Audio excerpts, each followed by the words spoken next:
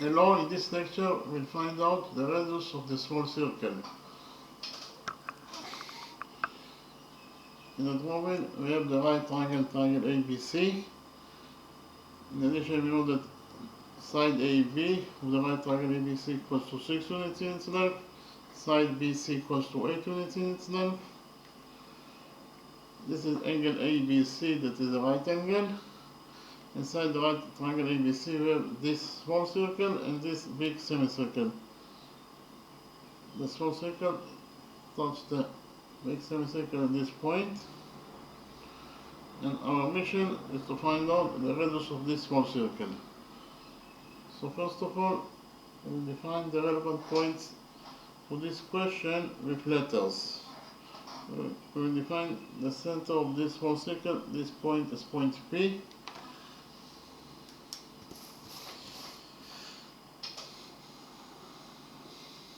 We will define the center of this big semicircle. This point is point Q. Likewise, we define the point of tendency of tangent AB with this small circle. This point is point N.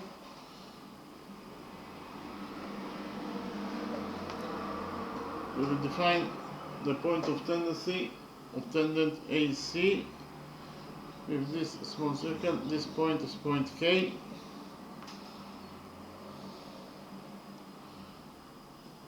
We will define the point of tendency of tangent AC with this big semicircle. This point is point H.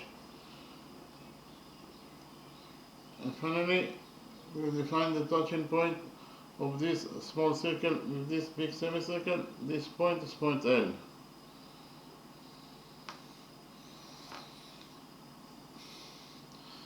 Here we can implement the Pythagoras theorem on the big right triangle, triangle ABC.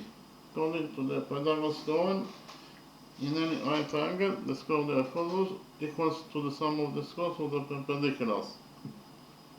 The hypotenuse, the big right triangle, triangle ABC, is AC, therefore the square of the hypotenuse is AC square,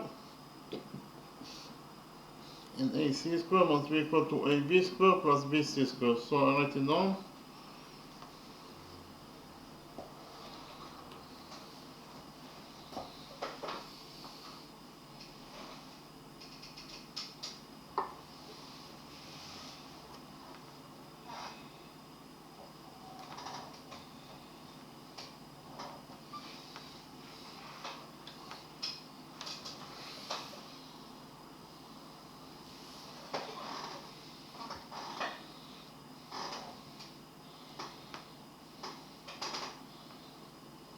Here by PT is the abbreviation for Pythagoras theorem.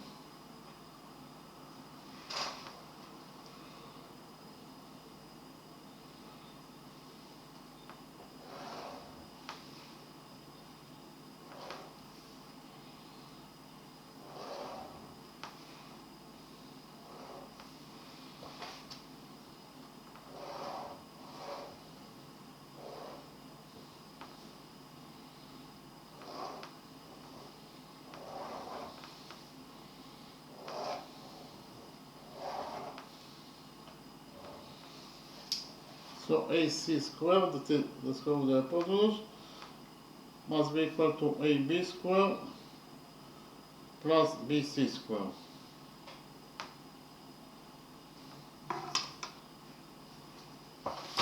Repeat again, in the right triangle ABC, according to the Pythagoras theorem, AC square, that is the square of the hypotenuse, must be equal to AB square plus BC square. AC is the missing side, so we leave it as it is. So AC square equals to AB square. AB is 6, therefore AB square is 6 squared, that is 36, plus BC square. BC is 8, therefore BC square is 8 squared, that is 64.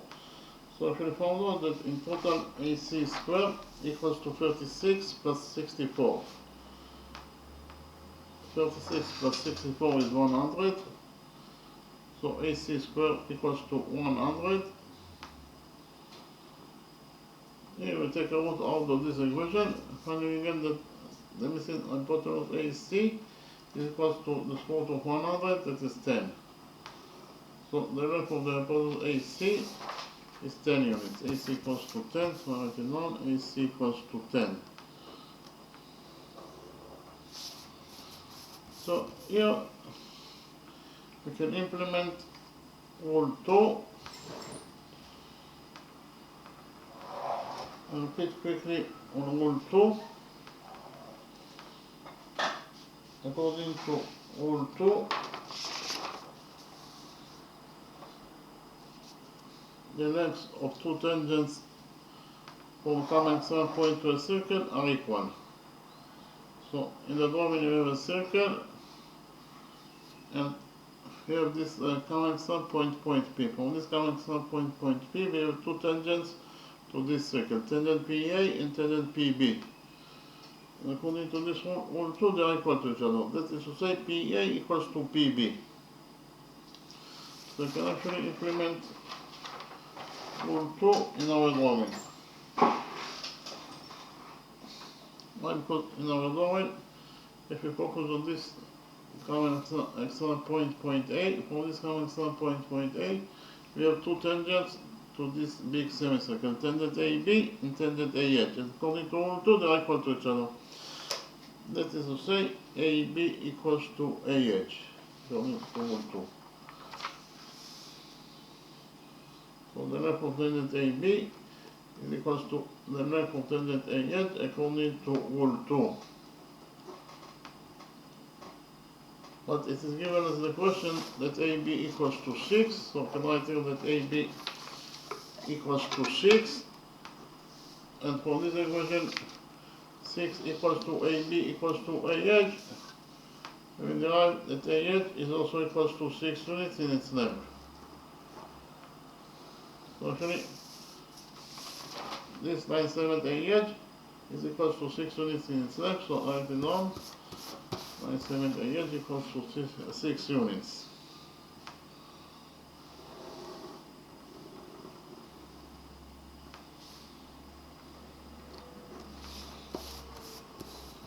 What is the length of line segment HC? From the drawing, it is very easy to see that HC equals to AC, that is 10, minus AH, that is 6. So in total, HC equals to 10 minus 6, that is 4. So I write it down, HC equals to 4 units in its length. In the next step, we join points Q and H together by a straight line.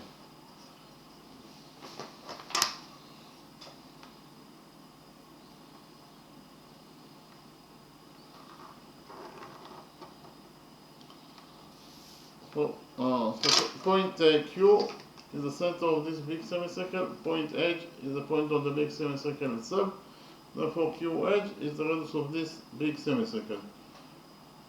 We will find the radius of the big semicircle is B, so QH equals to B.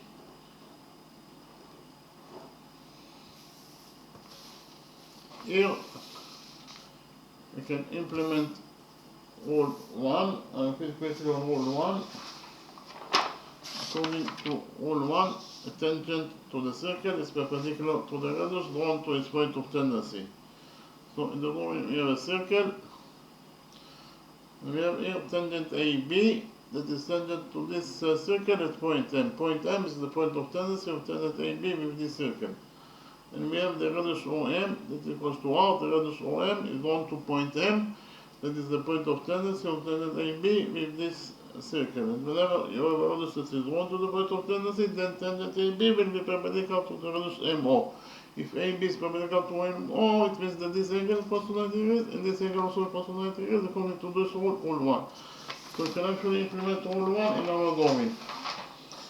Why? Because in our drawing, we have tangent AC, that is tangent to this big semicircle at point H, and we have the radius QH that is equals to B. The radius QH is drawn to point H, that is the point of tendency of tangent AC with this big semicircle. And whenever you have a radius that is drawn to the point of tendency, then tangent AC will be perpendicular to the radius HQ. If AC is perpendicular to HQ, it means that this angle equals to 90 degrees, and this angle equals to 90 degrees according to rule 1. Actually, by doing this construction, you can do the right small triangle QHC. The right small triangle QHC, we have this angle. Again, angle C. This is angle C, and angle C belongs to the right small triangle HCQ. But angle C belongs also to the right big triangle ABC. So this is angle C. That is a common angle that belongs to both triangles, to the small right triangle HQC and to the big right triangle ABC. So we will define the side of this common angle C as alpha.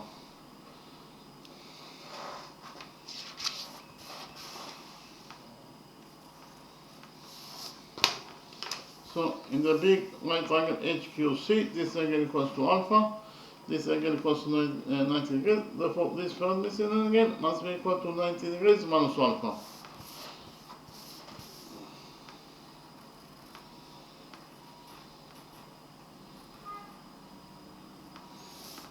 Why? Because 90 degrees minus alpha plus alpha is 90 degrees, and 90 degrees plus 90 degrees, it is equal to 180 degrees.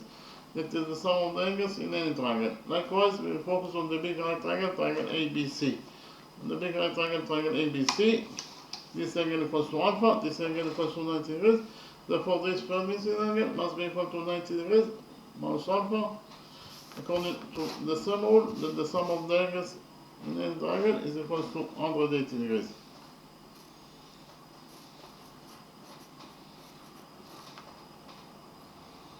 In the next step, we will prove that the right big triangle ABC is similar to this small right triangle HQC. So write it down. The right big triangle ABC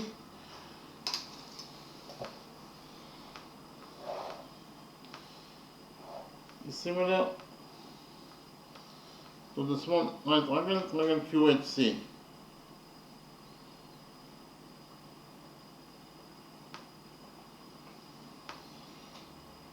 So why those two right triangles are similar to each other? First of all, those two angles, they are both equal to 90 degrees, therefore they are equal to each other. So actually this is angle ABC in the right big triangle ABC.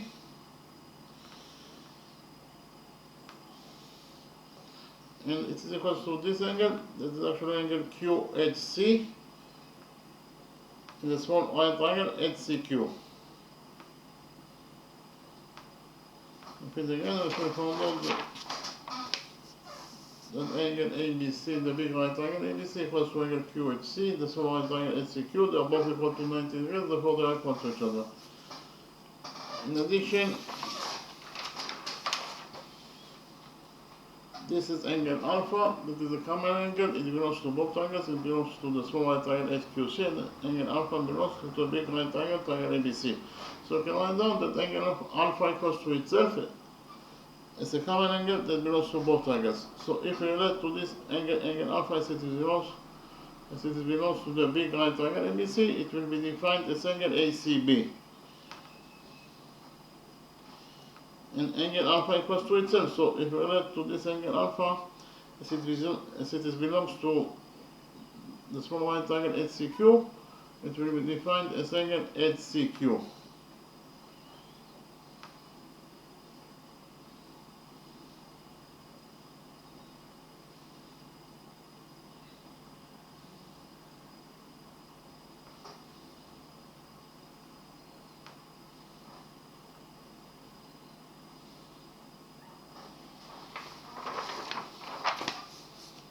This equation means that angle alpha equals to itself.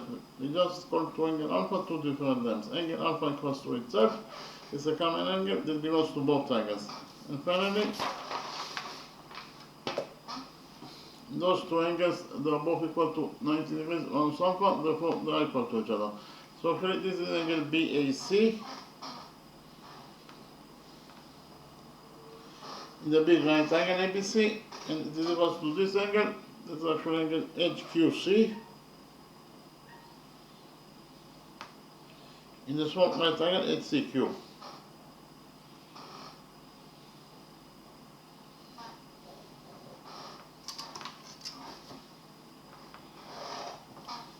Repeat again. I can find out that angle BAC in the big right triangle ABC equals to angle HQC in the small right triangle HCQ. They are both equal to 90 degrees from each other, therefore they are equal to each other. So I can find out that all the figures in the big right triangle ABC are correspondingly equal to all the figures of the small right triangle HCQ. Therefore, those two right triangles are similar to each other according to angle similarity rule. So right now, I can find out that the right big triangle, triangle ABC, is similar. This is the sign of similar to the right small triangle, triangle HCQ, according to angle similarity rule.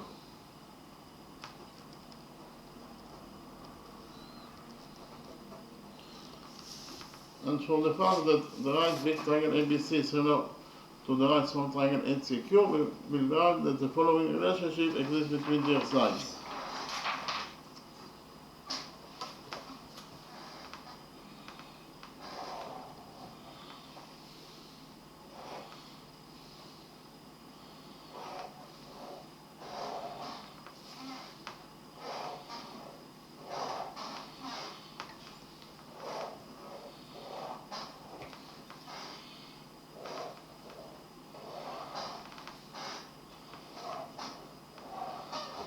We derive the side AB in the big right triangle ABC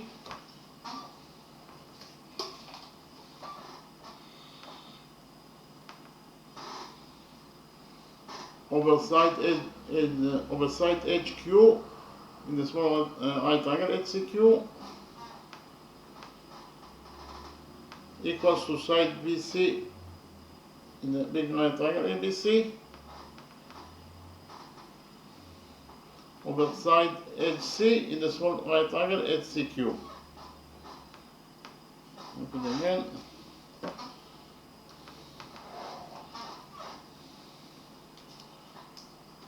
We will derive that side AB in the big right triangle ABC over side HQ in the small right triangle HCQ equals to side BC in the big right triangle ABC over side HC in the small right triangle HCQ.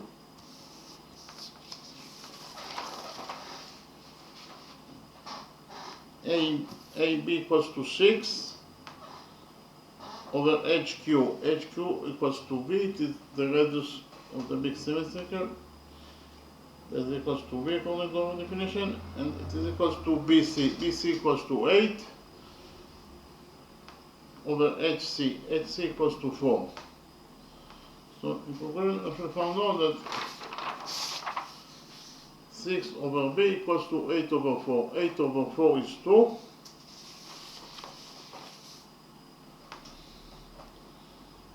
So we found out that 6 over B equals to 2. Here we multiply this equation by B. And finally we get that 6 equals to 2B. Here we divide this equation by 2. And finally we get that the missing radius of the big semicircle B equals to 6 over 2, that is 3. So I can find out that the radius of this big semicircle B equals to 3 units in its length.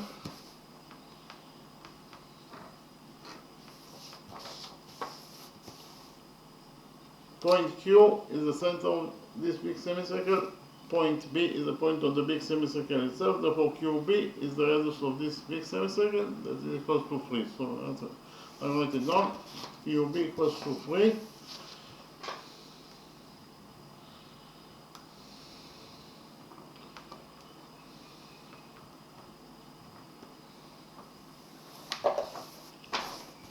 In the next step, we will join points P and N together by a straight line.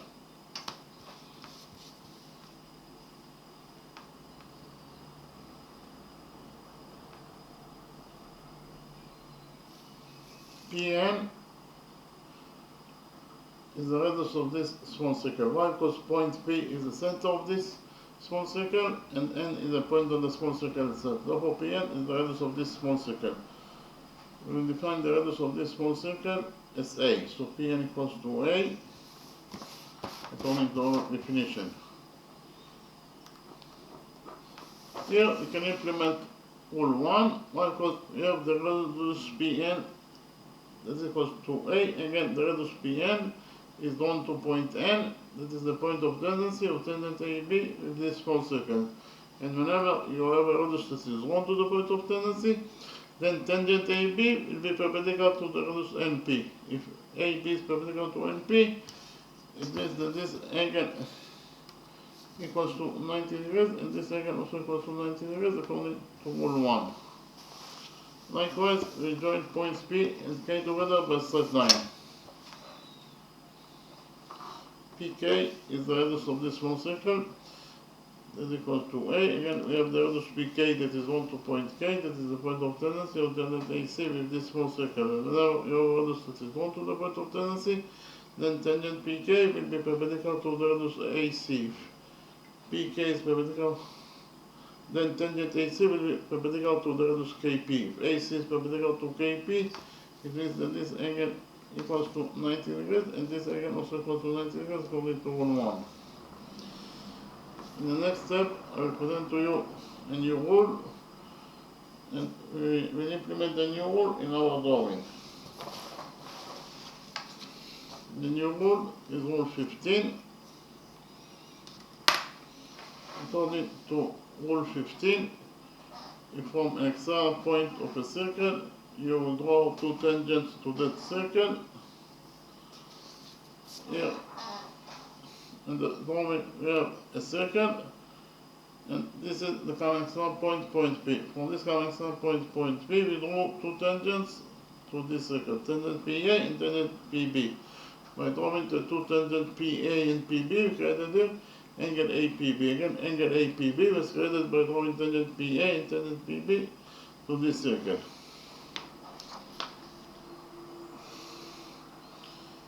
Then the angle that will be created between the two tangents, the angle that was created between tangent PA and tangent PB is angle APB. So this angle APB,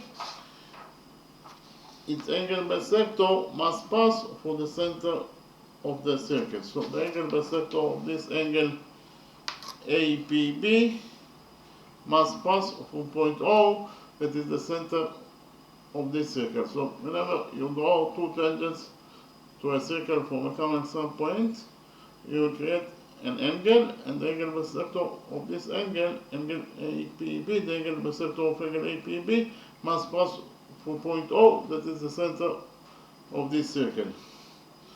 So we can actually implement rule 15 in our drawing. Why? Because in our drawing, if we focus on this common external point, point A, from this common external point, point A, we have two tangents to this small circle, tangent AN and tangent AK. By drawing the two tangents AN and AK to this small circle, we created here, and this angle A. So I repeat again, this angle A was created by drawing tangent AN and tangent AK to this circle. And according to rule 15, the angle bisector of this angle A must pass for point B, that is the center of this small circle. Again, according to rule 15, the angle bisector of this angle A that was created by drawing tangent AN and AK to this small circle, then the angle bisector of this angle A must pass for point B, that is the center of this small circle. Okay, so I will draw the angle bisector of this angle A. Of course, it must start from point A, and it must pass from point B.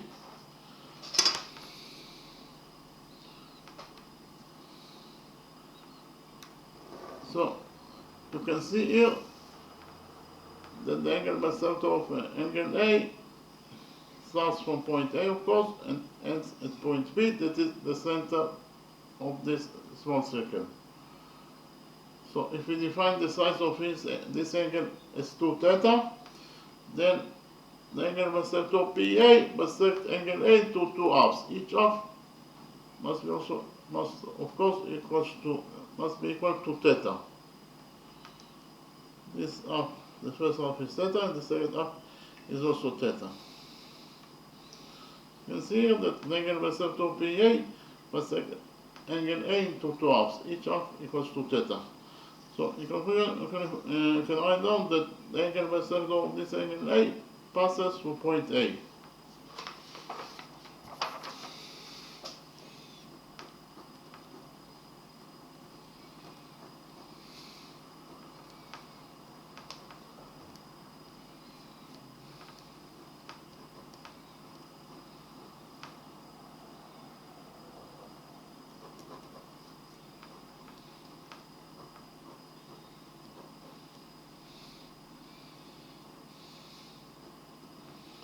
Passes through point A, that is the center of the small circle.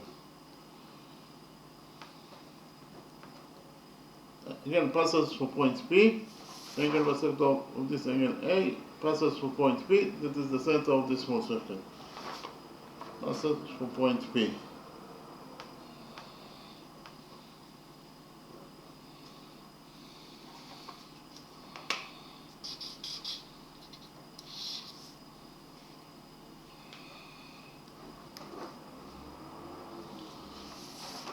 We will continue to focus on this common standpoint, point A. From this common standpoint, point A, we have two tangents to this big semicircle, tangent AB and tangent AH. By drawing the two tangents AB and AH, we created here the same angle A. Again, this angle A was created also by drawing tangent AB and tangent AA, by drawing tangent AB and tangent AH to this big semicircle. Okay. Now, according to rule 15, the angle bisect of this angle A that is created by tangent AB and AH, the angle bisect of this angle A must pass through point Q, that is the center of this big semicircle. Again, the angle bisect of this angle A must pass through point Q, that is the center of this big semicircle. So, we know that the angle bisect of angle A starts, of course, from point A and ends at point Q, because point Q is the center of the big semicircle. So we draw the angle bisect of angle A that starts from point A and ends at point Q, that is the center of the big semicircle. You can see that the angle bisect of QA bisects angle A into 2 halves.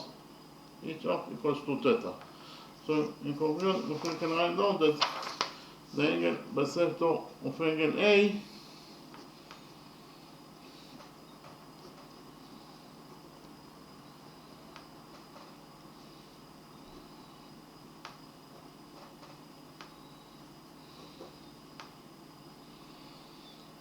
passes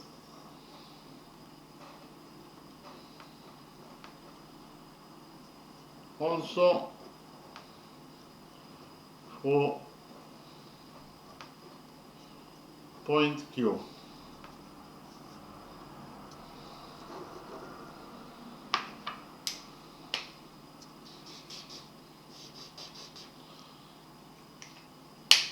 So, in total, what we found out that the angle bisect of this angle passes through points P and Q.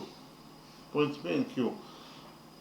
But we also know that the angle bisect of this angle A must pass also through point A. So write it down. The angle bisect of angle A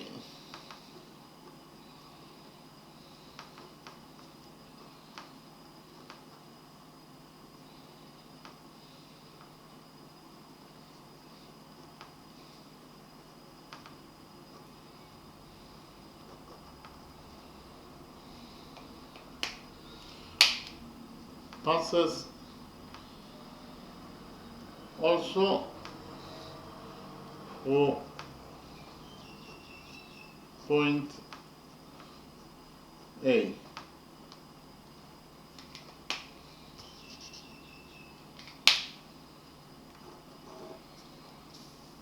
So in conclusion, if we found out that the angle bisector of this angle A passes through points A, P and Q.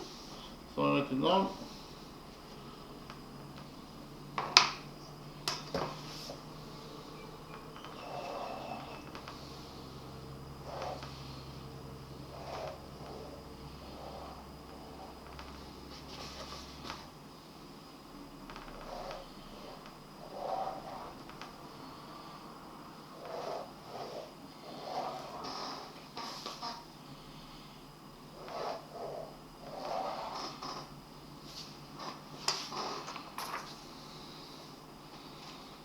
The angle bisector of angle A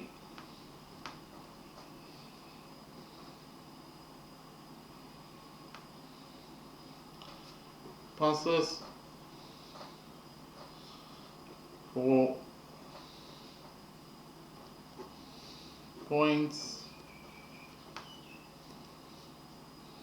A, P and Q.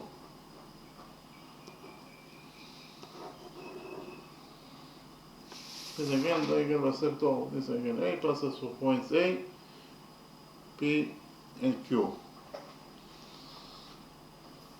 But we also know that the angle bisector of any angle is a straight line, and especially the angle bisector of this angle A is a straight line. Okay, I write it down. The angle bisector of angle A is a straight line.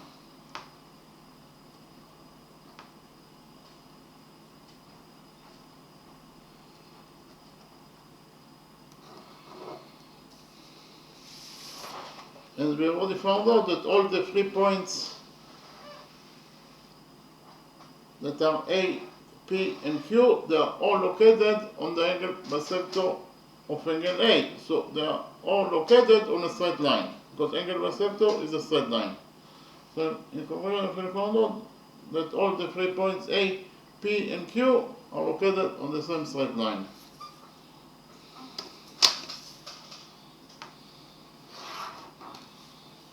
So all the 3 points that are A, P and Q are located on the same straight line,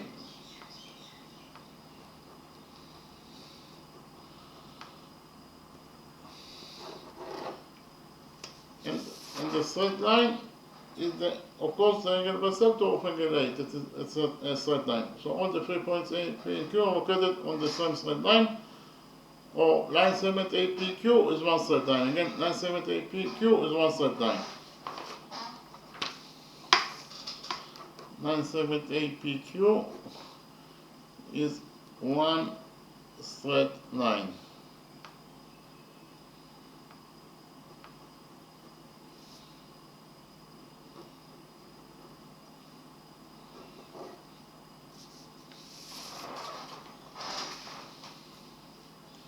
If line segment APQ is one straight line,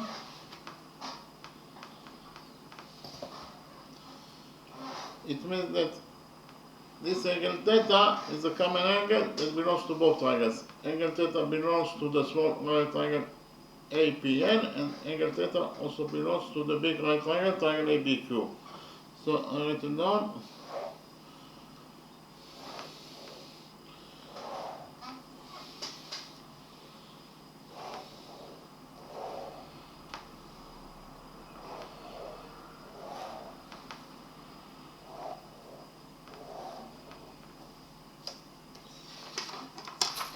So we actually found out that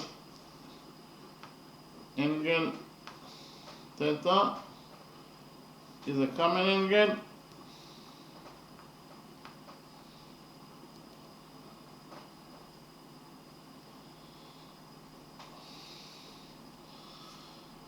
that belongs to the small right triangle A and P, and angle theta belongs also to the big right triangle, triangle ABQ. Okay, again, this is angle theta, and it belongs to the small right triangle A and P. This angle theta belongs to the big right triangle, triangle ABQ. Why? Because ABQ is one straight line. Therefore, angle theta belongs also to the big right triangle, triangle ABQ. So, in the big right triangle ABQ, this angle equals to theta, this angle equals to 90 degrees. Therefore, this third angle must be equal to 90 degrees minus theta.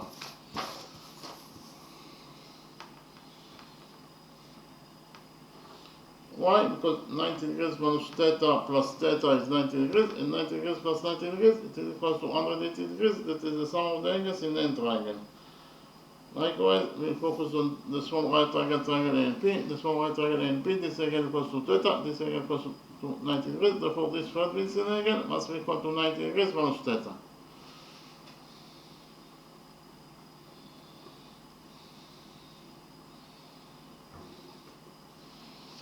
In the next step, we will prove that the right big triangle, triangle ABQ, is similar to the right small triangle, triangle A and P.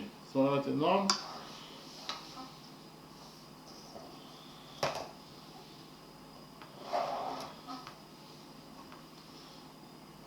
We will prove that the right big triangle, triangle ABQ, is similar to the right small triangle, triangle A and P.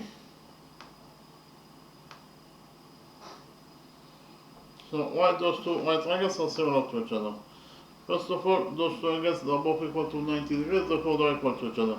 So actually, this is angle ABQ in the right big triangle ABQ, and it is equal to this angle. It is actually angle A and P.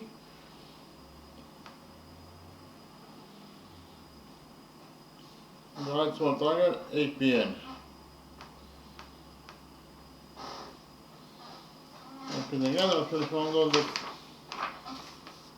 angle ABQ in the big right triangle AQB equals to angle A and P in the small right triangle APN. They are both equal to 90 degrees, therefore they are equal to each other.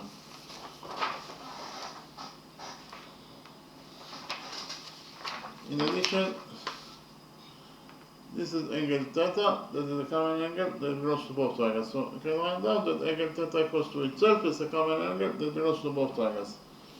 So if we relate to this angle theta as it belongs to the big right triangle ABQ, it will be defined as angle BAQ.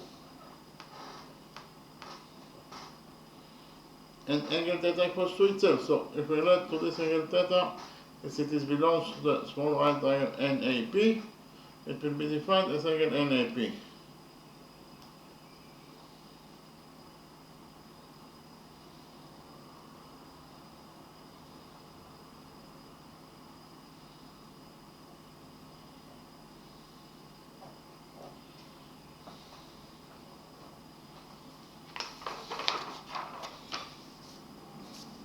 So actually, this equation means that angle theta equals to itself. We just call two angle theta two different names. Angle theta equals to itself is a common angle that belongs to both triangles. And finally, those two angles are both equal to 90 degrees minus theta, therefore they are equal to each other. So actually, this is angle AQB.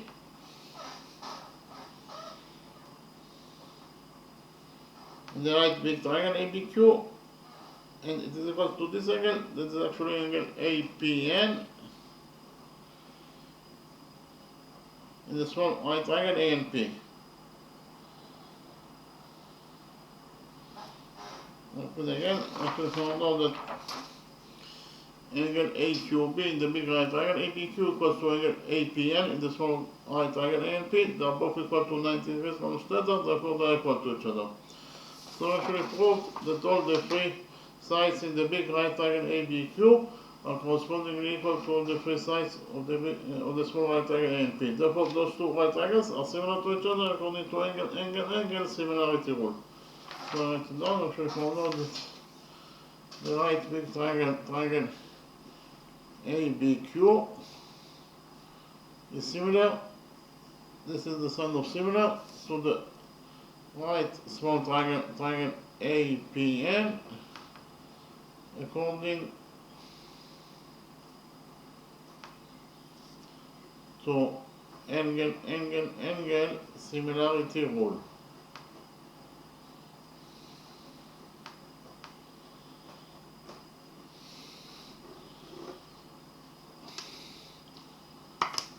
And from the fact that the right big triangle ABQ is similar to the right small triangle A and P, we will derive that the following relationship exists between their sides. We will derive that side AB of the big right triangle ABQ over side AN of the small right triangle APN is equal to side BQ of the big right triangle ABQ over side NP of the small right triangle ANP. Repeat again, we will derive that side AB of the big right triangle ABQ over side AN of the small right triangle APN equals to side BQ of the big right triangle ABQ over side NP of the small right triangle ANP. AB is 6 over AN. AN is the missing side, so we will leave it as it is. And it is equal to BQ. BQ is 3. It is the radius of the big semicircle that is equal to 3 units. Over NP. NP is 8. It is the radius of the small circle. That is the radius that we are looking for in this question. So in conclusion, we shall find out that 6 over AN equals to 3 over A. Here we first multiply this equation. And we get that 6A equals to 3 times AN. Here we divide this equation by 3, and finally we get that the missing side AN equals to 6A over 2, 6A over 3 is 2A. So actually, this is the missing side AN, and it is equals to 2A units in its length.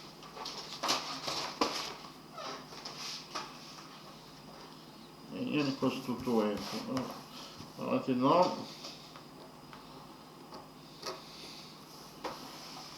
We know that AB equals to 6, AN equals to 2A, therefore the missing line segment NB must be equal to AB, that is 6, minus AN, that is 2A. So in total, NB equals to 6 minus 2A. So I'll write it down.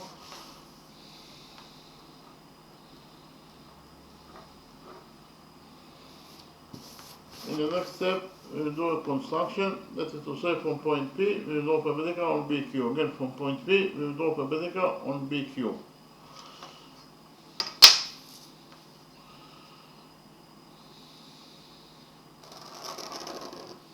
So actually, this angle equals to 90 degrees, and this angle also equals to 90 degrees according to our construction. We will define the touching point of the perpendicular from point P and BQ. This point is point Z.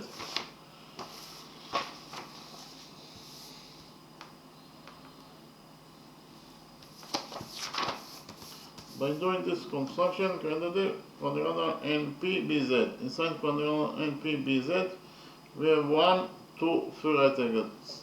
The sum of 3 right angles is 270 degrees. So 270 degrees plus the size of this 4 facing angle, in total they must be equal to 360 degrees according to the rule that the sum of the angles in any quadrangle is equal to 360 degrees. Therefore this 4 facing angle must be equal to 90 degrees in its size. So inside quadrangle NPBZ we have 4 right angles, and according to rule 5, any quadrangle that has 4 right angles must be at least a rectangle if not a square. So we relate to quadrangle NPBZ as a rectangle because it has 4 right angles. So I write it down. This quadrangle NPBZ is a rectangle.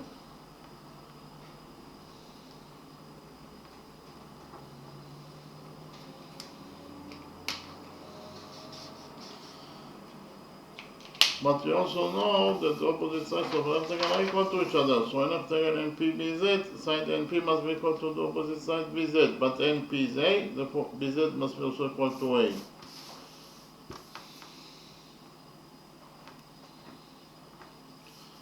Likewise, according to the same rule, in the same rectangle NPBZ, side NB must be equal to the opposite side PZ.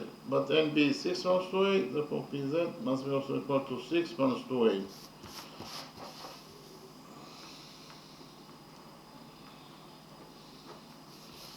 What is the length of the missing side ZQ?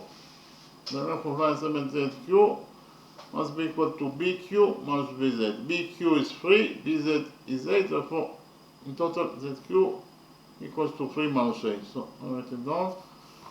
The length of the missing line segment ZQ is equals to 3 minus 8 units. So in the drawing, we have an external notch between this small circle and this big semicircle. That is to say, they touch each other externally, and this point M. And whenever you have an external notch between two circles, you can implement rule 10. I'll repeat quickly on rule 10. According to rule 10, if two circles touch each other externally, then the third line that connects their circles together must pass through their touching point. So in the drawing we have two circles and they touch each other externally in this point P. So they have an external notch between those two circles at point P. The center of this small circle is here at point M. The center of this big semicircle, is here at point O. And the side line that connects the circles together is of course the side line MO. And this side line MO must pass through point P, that is their touching point. Again, this side line MO must pass through point P, that is their touching point. Or MPO is one side line. Again, MPO is one side line according to this rule 10.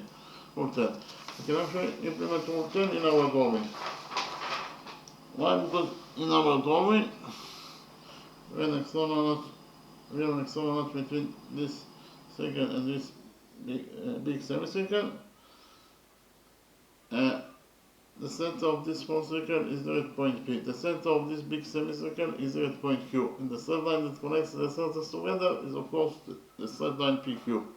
So this third line PQ must pass from point L, that is the touching point. Again, this third line PQ must pass from point L, that is their touching point. Or PLQ is one side line. Again, PLQ is one side line according to rule 10. If PLQ is one side line, it means that PQ is a side line.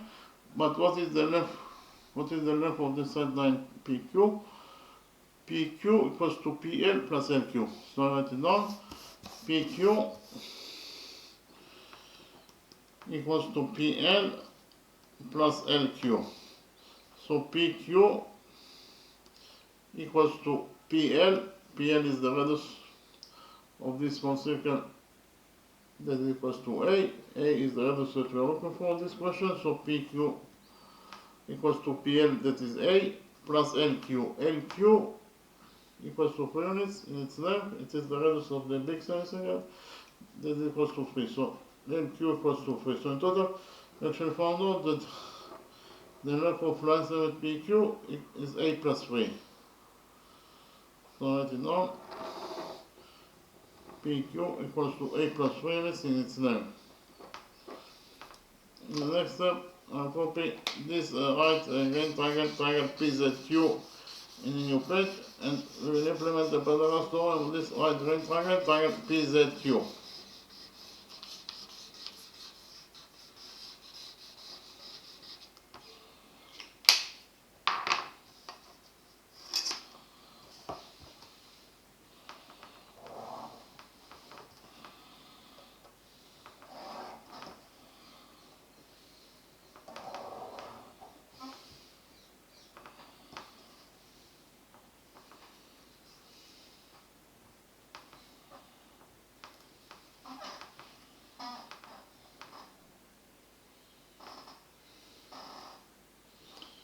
Sides PZ of the green triangle equals to 6 minus 2A. Side ZQ equals to 3 minus A. Finally, the opposite PQ equals to 3 plus A.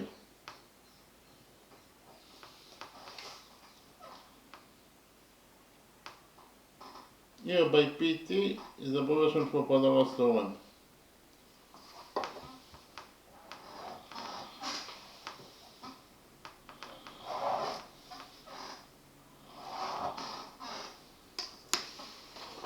So actually, this is the great triangle that goes from the original drawing.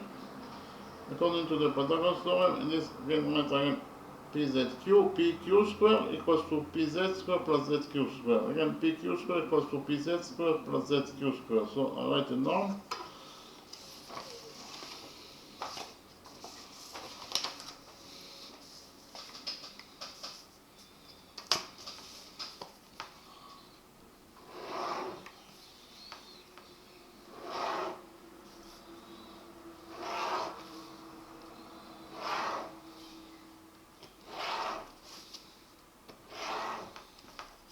So PQ square is the square of the hypotenuse must be equal to PZ square plus ZQ square. PQ is 3 plus A, therefore PQ square is 3 plus A square, and it is equal to PZ square. PZ is 6 minus 2A, therefore PZ square is 6 minus 2A square plus ZQ square. ZQ is 3 minus A, therefore ZQ square is 3 minus A square. So in conclusion, we found out that 3 plus A square equals to 6 minus 2A square plus 3 minus A square. Here we'll open the brackets on both sides of this equation, and we get that 3 plus A square equals to 3 square, that is 9, plus A square plus 2 times 3 times A, that is plus 6A. And it equals to 6 minus 2A square. 6 minus 2A square equals to 6 squared, that is 36, plus 2A squared. 2A squared is 4A squared. Minus 2 times 6 is minus 12, and minus 12 times 2A is minus 24A, plus 3 minus A squared. 3 minus A squared equals to 3 squared, that is 9, plus A squared, minus 2 times 3 times A is minus 6A. So here we have 9 on both sides of the equation, so 9 get cancelled. And we have also A squared on both sides of the equation, so A squared also get cancelled. After we cancel those two expressions, in this side of the equation we left only with 6A. In the other side of the equation we have 36 plus 4A squared. And we have minus 24A minus 6A is minus 38. So in conclusion, we found out that 6A equals to 36 plus 4A squared minus 38. Here we subtract 6A from this equation, and we get that in this side of the equation, after we subtracted 6A, we left with nothing, that is to say 0. In the other side of the equation, we have 36 plus 4A squared, and minus 38 minus 6A is minus 36A. So in conclusion, we found out that 0 equals to 36 plus 4A squared minus 36A. Here we divide this equation by 4, and we get that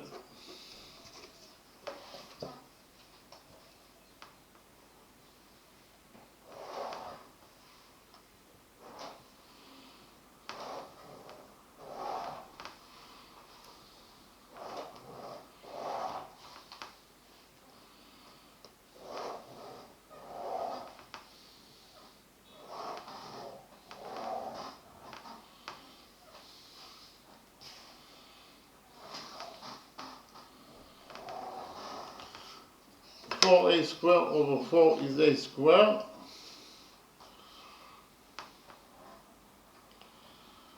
Minus 36A over 4 is minus 9A.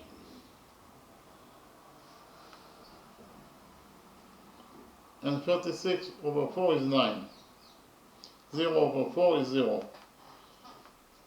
So in conclusion, we can find out that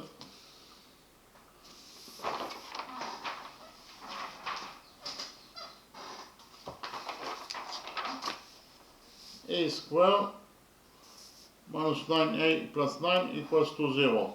So this is a quadratic equation, and the general formula for a quadratic equation is ax squared plus bx plus c equals to 0. In this general formula, a, b, and c are the coefficients of this quadratic equation, and x is the variable that we are looking for. And we find out the value of x according to the following formula. X equals to minus b plus minus square root of b squared minus 4 times a times c over 2a. Now a specific quadratic equation, that is to say a squared minus 9a plus 9 equals to 0. The variable that we are looking for is a, so x equals to a. The coefficient a equals to 1, the coefficient b equals to minus 9, and finally the coefficient c equals to 9. So the only thing that is left to do is just to put the data of our specific quadratic equation inside this general formula for x, and we find out the value of the values of a, because x equals to a. So we do it now, and we get that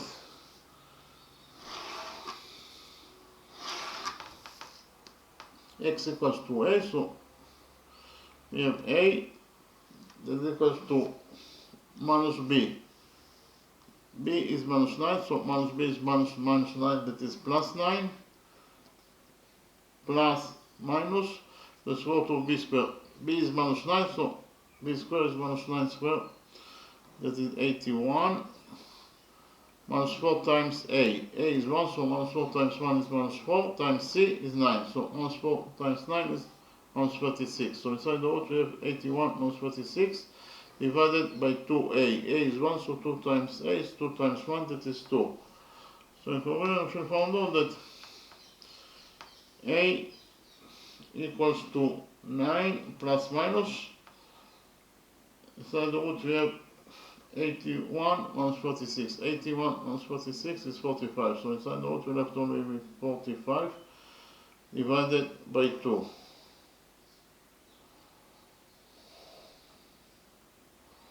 So here we have two solutions that are possible for a. The first solution for a is that a equals to 9 plus square root of 45 over 2. This expression 9 plus square root of 45 over 2 is greater than 3. So according to the first solution, if we found out that the radius a of this small circle is greater than 3 units. But it is impossible that the radius of the small circle is greater than 3 units. Why? Because of the fact that the radius of the big semicircle equals to 3 units, and the big semicircle is definitely greater than the small circle, and therefore the radius of the big semicircle must be greater than the radius of the small circle, or in other words, the radius of this small circle must be less than 3 units. Okay, but according to the first solution, the radius of the small circle is greater than 3 units. Therefore, this solution is an incoherent solution, inconsistent solution, and then left only with the second solution that is possible for a. According to the second solution for a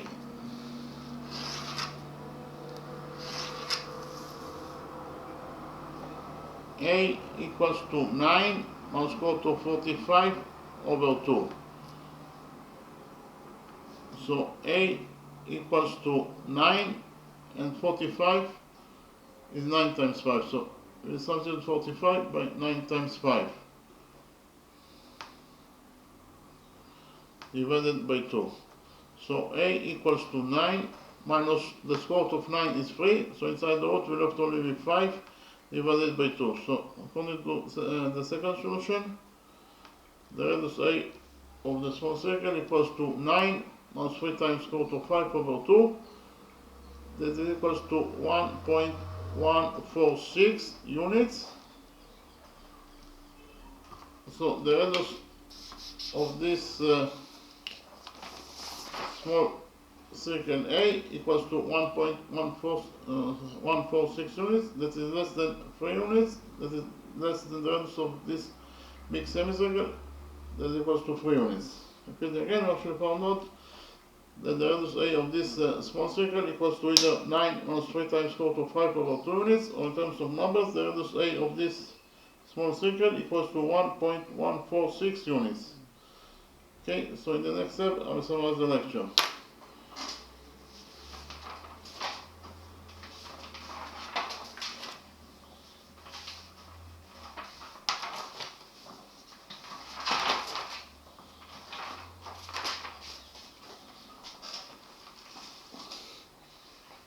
In this lecture, we found out the radius of this small circle.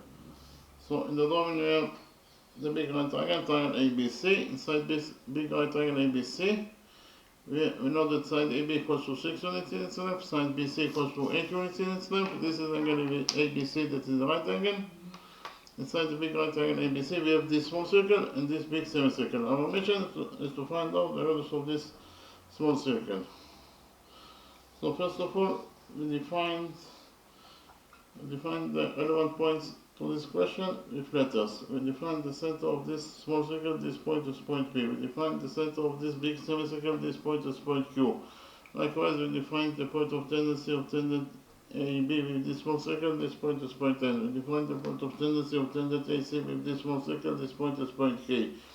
We define the point of tendency of tangent AC with this big semicircle, this point is point H. And finally, we define the touching point of this small circle with this big semicircle, this point is point M. In the next step, we implemented the Pythagoras theorem for this big right triangle ABC. According to the Pythagoras theorem, in any right triangle, the square of the hypotenuse equals to the sum of the squares of the perpendiculars. The hypotenuse in the right big triangle ABC is AC, therefore the square of the hypotenuse is AC square, and AC square must be equal to AB square plus BC square. Repeat again, according to the Pythagoras theorem, in the big right triangle ABC, AC square equals to AB square plus BC square. AC is the missing side, so we leave it as it is, so AC square equals to AB square. AB is 6, therefore AB square is 6 squared, this is 36, plus BC square. BC is 8, therefore BC square is 8 squared, that is 36. So in total, AC square equals to 36 plus 64, that is 100. So AC square equals to 100. We took a root out of this equation and found out the missing hypotenuse AC equals to the square of 100, it is 10. Here we can implement rule 2. Repeat quickly on rule 2. According to rule 2, the lengths of two tangents from a common standpoint to a circle are equal. So we have here a circle, this is the common standpoint point P. From this common standpoint point P, we have two tangents to the circle, tangent PA and tangent PB. And according to this rule 2, they are equal to each other. That is to say, PA equals to PB. We can actually implement rule 2 in our drawing. Because in our drawing, if we focus on this common standpoint point A, from this common standpoint point A, we have two tangents to this big semicircle, tangent AB and tangent AH. And according to rule 2, they are equal to each other. That is to say, AB equals to AH. Then again, according to rule 2, AB equals to AH.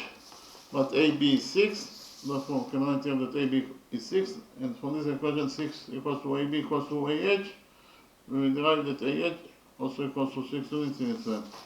This line segment AH equals to 6 units in its length.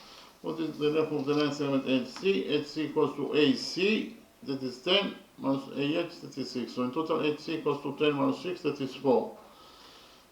In the next step, we join points Q and H together by straight line. Point Q is the center of this big semicircle, point H is the point of the big semicircle F, therefore QH is the radius of this big semicircle. We define the radius of the big semicircle as B, so QH equals to B, it is the radius of the big semicircle. We can implement here rule 1. Why? Because we have the radius QH, that is 1 to point H, that is the point of tendency of tangent AC with this big semicircle. And whenever your radius is drawn to the point of tendency, then tangent AC will be perpendicular to the radius HQ. If AC is perpendicular to HQ, it means that this angle equals to 90 degrees and this angle also equals to 90 degrees according to rule 1. So, actually, we can, by doing this construction, we can write small triangle QHC. This is angle C that belongs to the right small triangle QHC, but angle C belongs also to the right big triangle, triangle ABC. So you can see the common angle that belongs to both triangles. Triangle ABC, the small triangle is QC. We define the size of this angle C is alpha. So in the right triangle HQC, this angle equals to alpha, this angle equals to 90 degrees. Therefore, this missing angle must be equal to 90 degrees minus alpha. 1 equals 90 degrees minus alpha plus alpha is 90 degrees. And 90 degrees plus 90 degrees, it is equals to 180 degrees. That is the sum of the angles in a triangle. Likewise, in the right big triangle, triangle ABC, this angle equals to alpha, this angle equals to 90 degrees. Therefore, this first missing angle must be equal to 90 degrees minus alpha. In the next step, we proved that the right big triangle, triangle ABC, is similar to the small right triangle, triangle HQC. So why those two right triangles are similar to each other? First of all, those two angles are both equal to 90 degrees, therefore they are equal to each other. In addition, this is again alpha, that is a common angle that belongs to both triangles, so we can find out that angle alpha equals to itself. It's a common angle that belongs to both triangles, and finally, those two angles they are both equal to 90 degrees minus alpha, therefore they are equal to each other. So I should prove that all the three sides of the big right triangle ABC are correspondingly equal to all the three sides of the right small triangle, triangle HQC. Therefore, those two right triangles are similar to each other according to angle similarity rule. And from the fact that those two right triangles are similar to each other, we derive that the following relationship exists between their sides. Side AB of the right big triangle ABC over side HQ of the small right triangle HCQ equals to side BC of the big right triangle ABC over side HC of the small right triangle HCQ. I repeat again.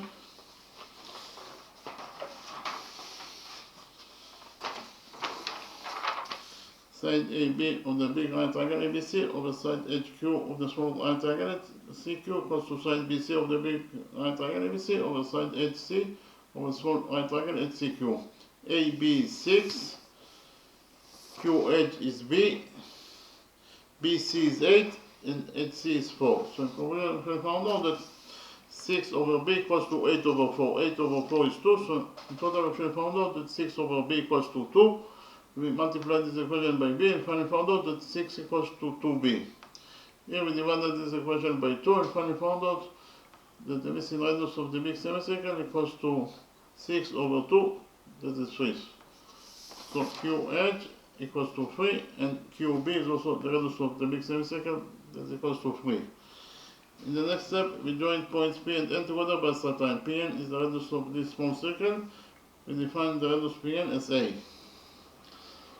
So here we can implement rule 1 because we have the radius Pn that is going to point N, that is the point of tendency of tangent AB with this small circle. And whenever we have a radius that is on to the point of tendency, then tangent AB will be perpendicular to the radius NP.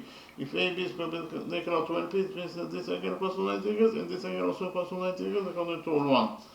We join points P and K together by certain PK is the radius of this small circle that is equal to A. In the next step, I presented to you a new rule and we implemented the new rule in our drawing. The new rule is rule 15. According to rule 15, if from an external point of a circle you will draw two tangents to that circle, then the angle that will be created between the two tangents, its angle bisector, must pass through the center of the circle. So in the drawing we have a circle and we have this common external point P. From this common external point P, we draw two tangents to this circle, tangent PA and tangent PB. By drawing the two tangent PA and PB, we created angle APB. Again, angle APB was created by drawing tangent PA and tangent PB to this circle.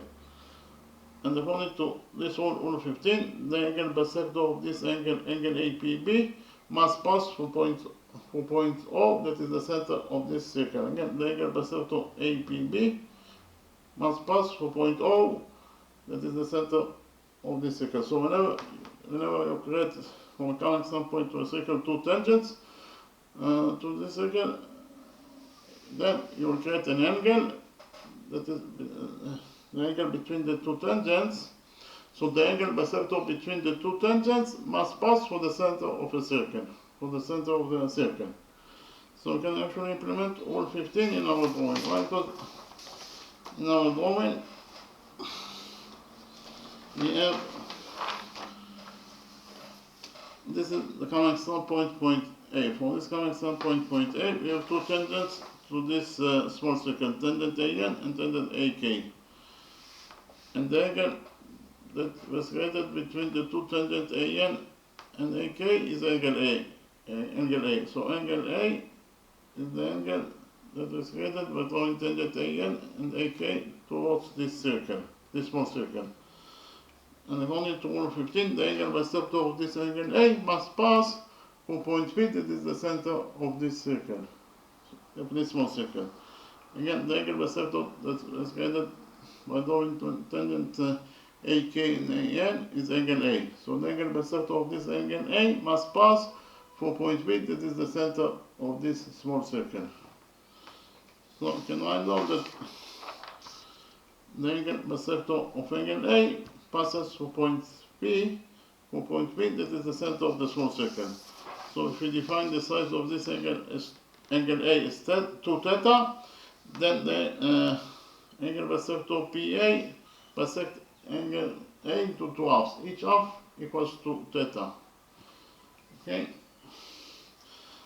We'll continue to focus on this common external point A. For this common external point A, we have two tangents to this big semicircle, tangent AB and tangent AH. By drawing the two tangent AB and AH, we can determine the same angle A. Angle A was created by drawing tangent AB and tangent AH to this big semicircle. Now we can implement here rule 15. According to rule 15, the angle bisector of this angle A that is created by drawing tangent AB and tangent AH, the angle bisector of this angle A must pass through point Q, that is the center of this big semicircle. Again, the angle bisector of this angle A that was created by tangent AB and tangent AH must pass through point Q, that is the center of this big semicircle. So I can write down that the angle bisector of the same angle A passes also through point Q.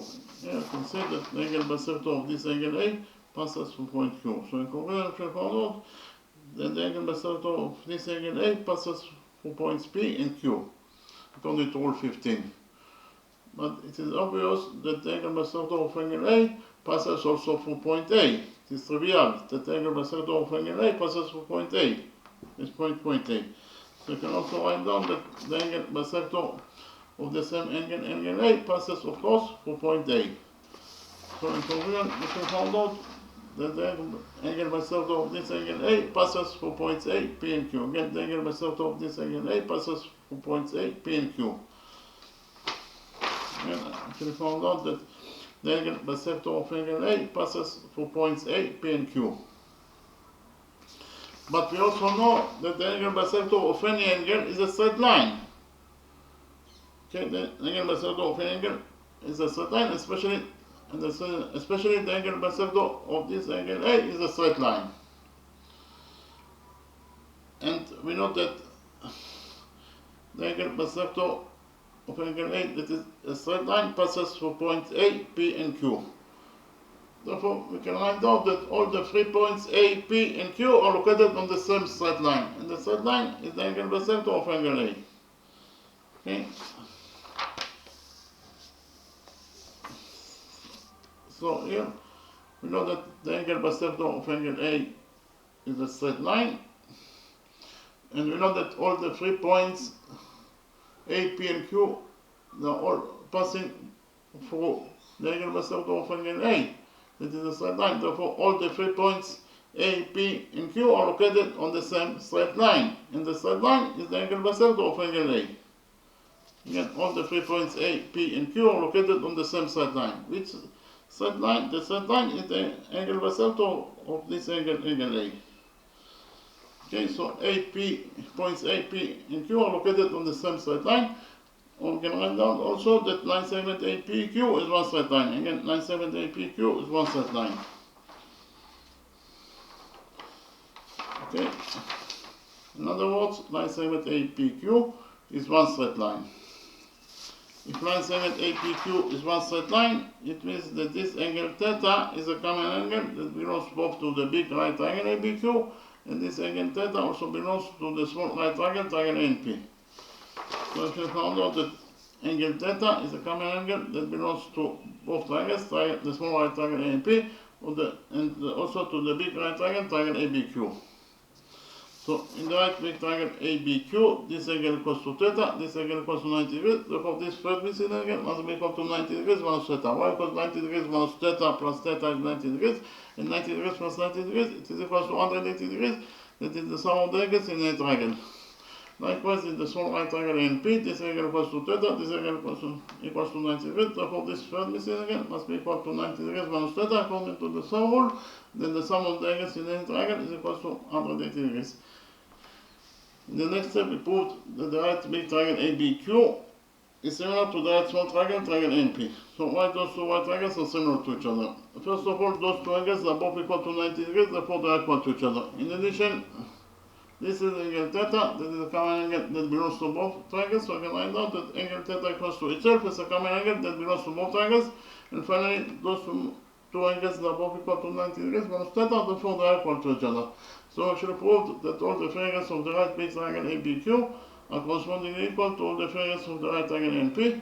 Therefore, the right triangle ABQ is similar to the right small triangle, triangle NP according to angle similarity rule. I repeat again, I should have found out that the right big triangle ABQ is similar to the small right triangle NP according to angle similarity rule.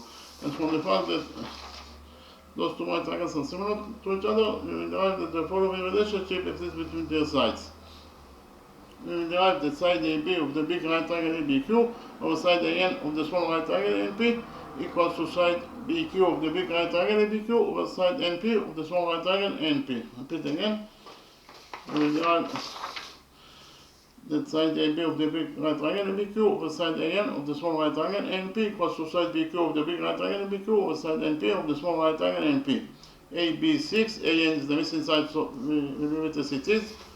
PQ equals to 3 and NP equals to A. So in conclusion, we found out that 6 over AN equals to 3 over A. Here we cross multiply this equation, and finally we found out that 6A equals to 3 times AN. Here we divided this equation by 3, and finally found out that the missing side AN equals to 6A over 3. 6A over 3 is 2A. So actually, this is the missing side AN that equals to 2 units in its length. AN equals to 2A, AB equals to 6, therefore the missing line segment NB equals to AB that is 6 minus AN that is 2A. So in total NB equals to 6 minus 2A. In the next step, from point P we draw perpendicular on BQ. So this angle equals to 90 degrees and this angle also equals to 90 degrees according to our construction. We define the touching point of the perpendicular from point P in BQ. This point is point Z. By doing this construction, we can do quadrilateral NPBZ. Inside quadrilateral NPBZ, we have 1, 2, 3 right angles. The sum of 3 right angles is 270 degrees. So 270 degrees plus the size of this fourth missing angle. In total, they must be equal to 360 degrees according to the rule that the sum of the angles in any quadrilateral is equal to 360 degrees. Therefore, this fourth missing angle must be equal to 90 degrees in its size. So inside quadrilateral NPBZ, we have 4 right angles, and according to rule 5, any quadrilateral that has 4 right angles must be this right angle, if not a square. So we relate to quadrilateral NPBZ as a right angle because it has 4 right angles. But we also know that the opposite sides of a right angle are equal to each other. So left angle NPBZ, side NP must be equal to the opposite side BZ. But NP is A, therefore BZ must be also equal to A. Likewise, according to the sum rule, in the sum rectangle NPBZ, side NB must be equal to the opposite side PZ. But NB is 6 minus 2A, therefore PZ must be also equal to 6 minus 2A. What is the length of the missing line segment ZQ? ZQ equals to BQ, that is 3, minus BZ, that is A. So in total, QZ equals to 3 minus A. We have an example between this small circle and this big semicircle. That is to say, they touch each other externally in point L. Whenever you have an external between two circles, you can implement rule 10. So I put quickly on rule 10. According to rule 10, if two circles touch each other externally, then the straight line that connects the surfaces together must pass through their touching point. So in the domain we have two circles, and they touch each other externally at point P. So they have an external touch between them at point P. The center of this small circle is at point M. The center of this big circle is at point O. And the straight line that connects the circles together is the straight line MO. And according to this rule then, the straight line MO must pass from point B, that is point P, that is their touching point. Again, the straight line MO must pass from point B, that is their touching point. Or MPO is one straight line. Again, MPO is one straight line according to rule 10. We can actually implement rule 10 in our domain. Why? Because in our domain, we have an external match between the small circle and the big semicircle. The center of the small circle is at point P. The center of this big semicircle is at point Q. And the straight line that connects the circles together is of course the straight line PQ. And according to rule 10, the straight line PQ must pass through point L, that is the touching point. Again, the straight line PQ must pass through point L, that is the touching point. Or PLQ is one straight line. Again, PLQ is one straight line according to rule 10. If PLQ is one straight line, PQ is also a straight line. But what is the length of PQ? PQ equals to PL plus LQ. So PQ equals to PL. PL is A, it is the radius of the small circle. And LQ is 3, it is the radius of the big semicircle. So in total, PQ equals to A plus 3. In the next step, I copied the right great triangle PZQ in a new page and we implemented the butterfly theorem with this right great triangle PZQ. So actually, this is the right great triangle PZQ that I got from the original domain.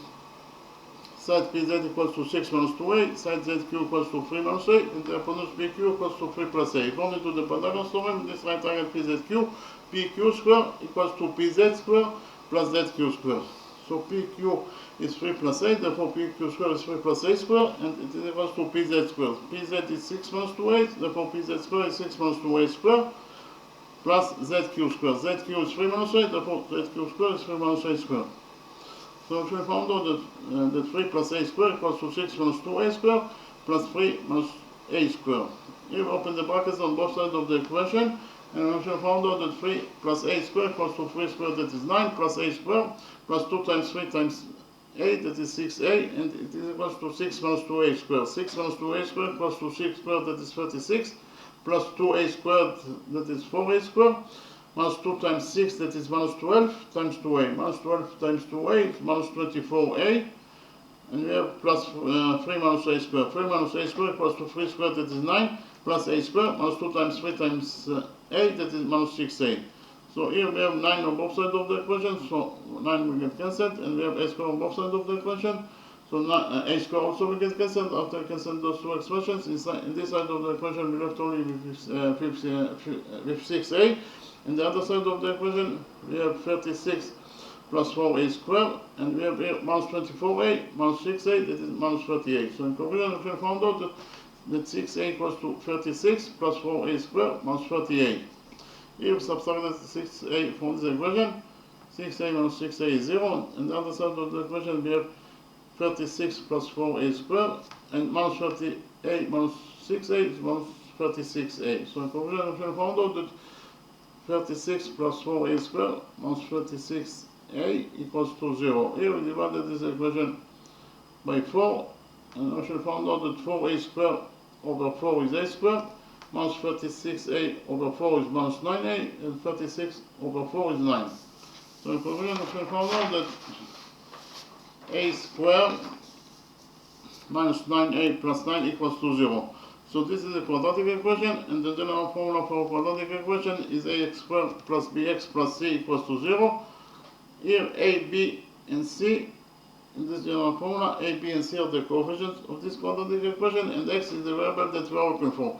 And we will find out the value of x according to the following formula. X equals to minus b plus minus quart of b squared minus 4 times ac over 2a.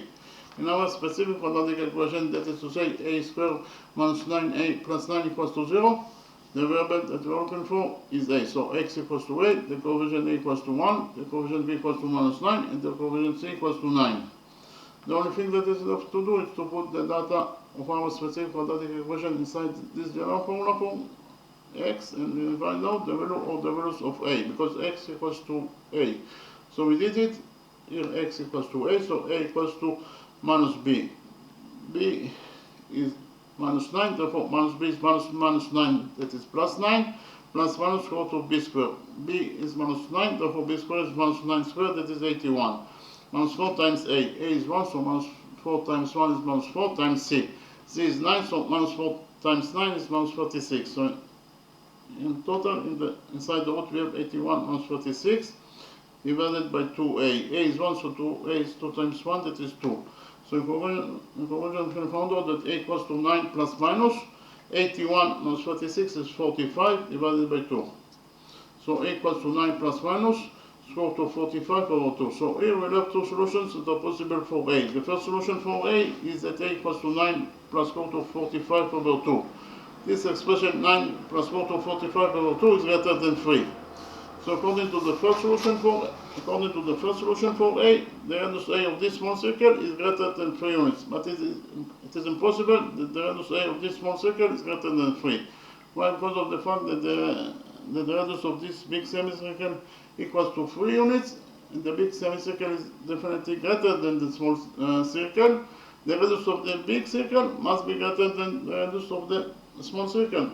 In other words, the radius of the small circle must be less than the radius of the big semicircle, that is 3. In conclusion, we can find out that the radius of the small circle must be less than 3 units. But according to the first solution, the radius a is greater than 3 units. Therefore, this solution is a correct solution, so we cancel this solution and we're left only with the second solution that is possible for a. A equals to 9 minus square root of 5 over 2. 45 is 9 times 5, so we substitute 45 by 9 times 5, and we actually found out that a, that is the radius of the small circle, equals to 9 times square root of 9 times 5 over 2. The square root of 9 is 3, so inside the root we're left only with 5. In conclusion, we actually found out that the radius a of this small circle equals to either 9 minus 3 times square root of 5 over 2 units, or in terms of numbers, the radius a of this small circle equals to 1.146 units. So the radius a of this small circle is smaller than the radius of the big semicircle, that is 3.